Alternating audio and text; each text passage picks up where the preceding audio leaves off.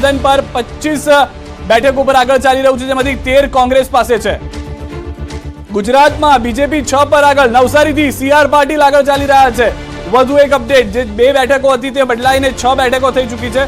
6 બેઠક પર હાલમાં આપ જોઈ રહ્યા છો તે પ્રમાણે ખુદ રૂપાલા આગળ ચાલી રહ્યા છે, અને એ પણ વિઝ્યુઅલ્સમાં આપ જોઈ રહ્યા છો કે જે ન્યૂઝ 18 ગુજરાતી જોઈ રહ્યા છે.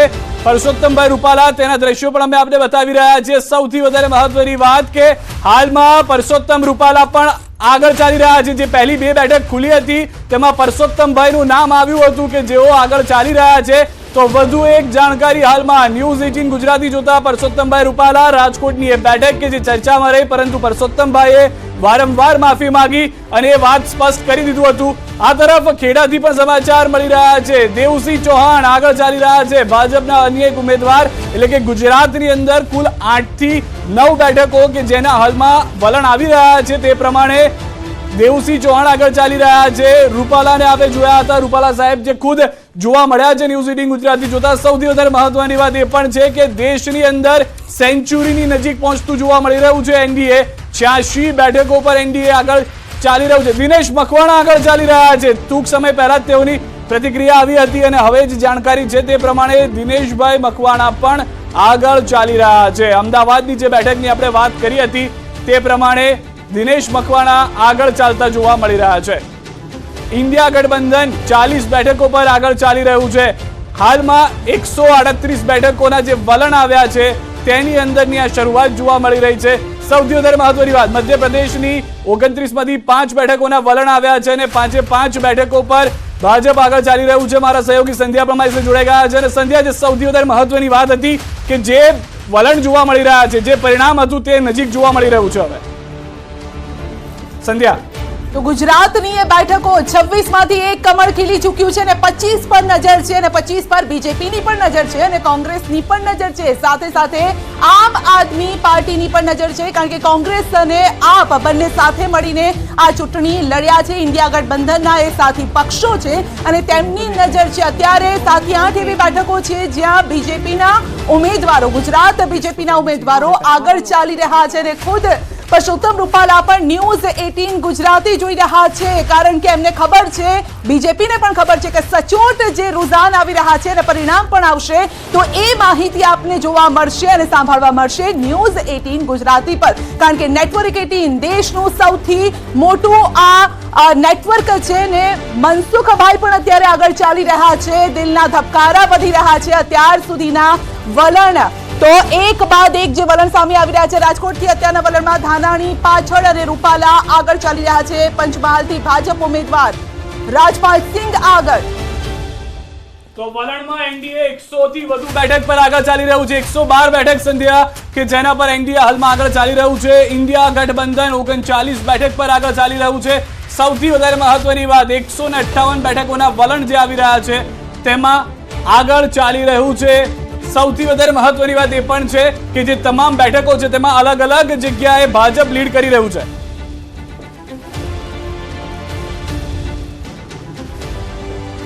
તો સીધા જ અમે આંકડા પણ બતાવી રહ્યા છે. 100 ની ઉપર એ આંકડો રુઝાનનો પહોંચી ગયો છે અને એનડીએ 100 ની પાર પહોંચી ગયો છે. 112 બેઠક પર અત્યારે આગળ ચાલી રહી છે. આ સાથે જ ઇન્ડિયા ગઠબંધનની વાત કરીએ તો એ હજુ ઘણી પાછળ જોવા મળી રહી છે. આ સાથે જ 15 બેઠક પર ગુજરાતની વાત કરીએ તો ગુજરાતની 15 એવી બેઠકો છે જ્યાં બીજેપી આગળ ચાલી રહી છે. કારણ કે બીજેપી કહ્યું હતું કે ગુજરાતમાં તો જ્યાં પણ જાઓ, કોઈ પણ સીટ પર જાઓ તો ત્યાં કમળ જ ખીલવાનું છે. અને આ સાથે જ વસાવાની વાત કરીએ તો તેઓ પણ આગળ ચાલી રહ્યા છે. આ વખતે ખરાખરીનો જંગ ભરૂચ બેઠક પર જોવા મળ્યો હતો અને મહેસાણા બેઠક પરથી પણ આગળ ચાલી રહ્યા છે બીજેપીના ઉમેદવાર. જી, હાલમાં મહત્વની જાણકારી મળી રહી છે. દિલના ધબકારા વધી રહ્યા છે અત્યારે વલણોની સાથે. અને સૌથી વધારે મહત્વની જાણકારી, ગુજરાતની અંદર 26 માંથી 25 બેઠક ઉપર જે આગળ ચાલી રહ્યા છે તેમાં ભાજપના ઉમેદવારો છે. હાલમાં એ પણ જાણકારી જે પ્રાપ્ત થઈ છે તે પ્રમાણે મોટા ભાગની રાજપાલસિંહ જાદવ જે છે તે આગળ ચાલી રહ્યા છે. પંચમહાલથી ભાજપના વધુ એક ઉમેદવાર કે જેઓ આગળ ચાલી રહ્યા છે. હેમાંગભાઈ આગળ ચાલી રહ્યા છે. સંધ્યા, વધુ એક મહત્વની જાણકારી, વધુ એક ઉમેદવાર કે જે ભાજપના આગળ ચાલી રહ્યા છે. 26 માંથી 15 બેઠકો પર ભાજપ હાલમાં ગુજરાતમાં આગળ ચાલી રહ્યું છે. બિલકુલ, વડોદરાની એ બેઠક કે જ્યાં ઉમેદવાર ચેન્જ કરવામાં આવ્યા હતા અને એ ઉમેદવારે ખરેખર જે રીતે મહેનત કરી છે કદાચ અત્યારે રંગ પણ લાવતી જોવા મળી રહી છે, કારણ કે બીજેપીના ઉમેદવાર આગળ ચાલી રહ્યા છે.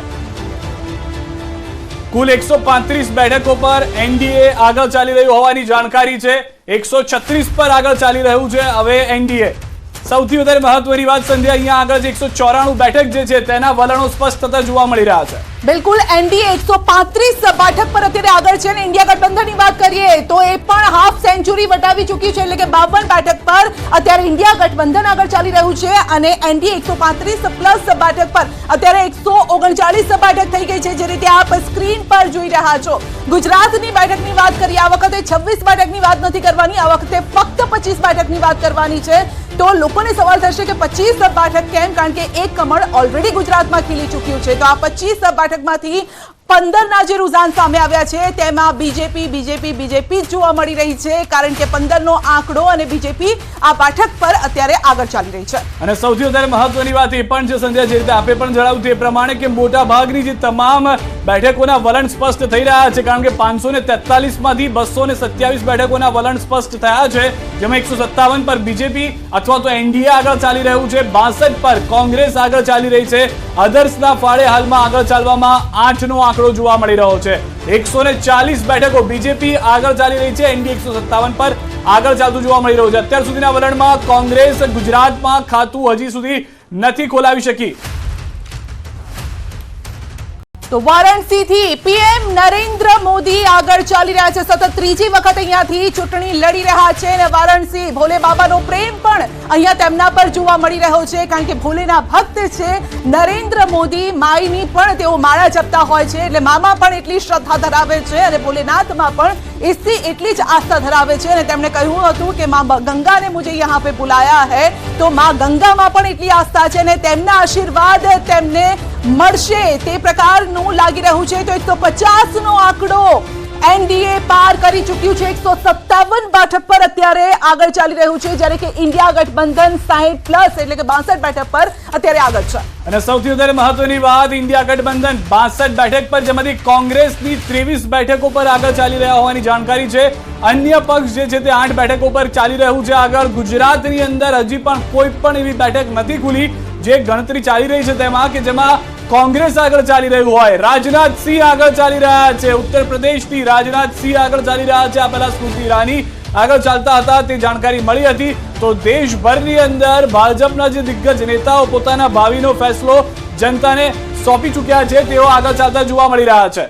બિલકુલ, હરિયાણાનું પણ જે રુઝાન સામે આવી રહ્યા છે અમે આપને બતાવી રહ્યા છે. ગુજરાતમાં પણ સવાલ એ છે કે ગુજરાતમાં જે કોંગ્રેસ પ્લસમાં 0 જોવા મળ્યું છે એમાં પ્લસ થશે કે નહીં. તો સપા સુપ્રીમો અખિલેશ યાદવનું પણ ભાવિ આજે નક્કી થવાનું છે, જોવાનું રહેશે શું થશે આજે, કારણ કે ધક તો આખી રાત તમામ લોકોનો તેઓ આગળ ચાલી રહ્યા છે. અખિલેશ યાદવ અત્યારે આગળ ચાલી રહ્યા છે.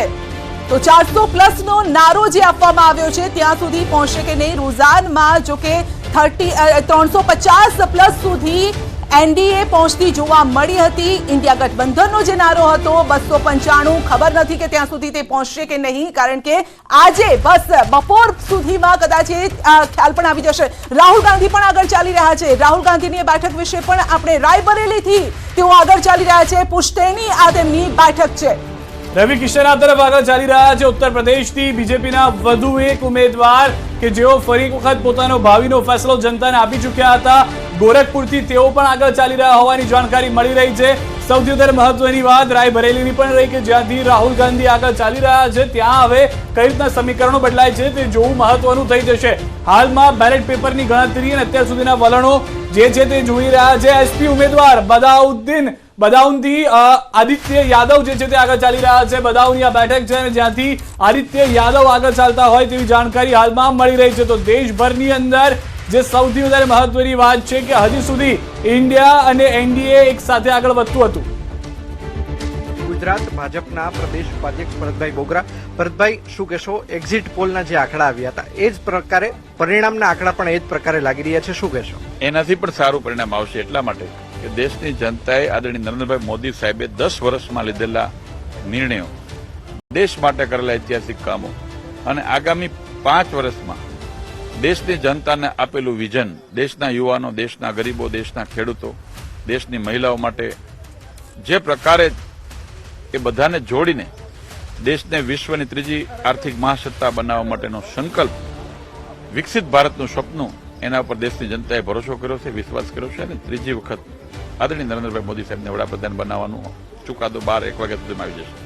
ખાસ કરીને ભરતભાઈ, વાત કરવામાં આવે તો આ વખતે રામ મંદિરનો મુદ્દો કેટલો રહ્યો છે, 370નો મુદ્દો કેટલો રહ્યો છે, દેશને વિશ્વની ત્રીજી મહાસત્તા બનાવવાનો મુદ્દો કેટલો રહ્યો છે, શું કહેશો? સ્વાભાવિક છે, મેં કીધું એમ કે દેશની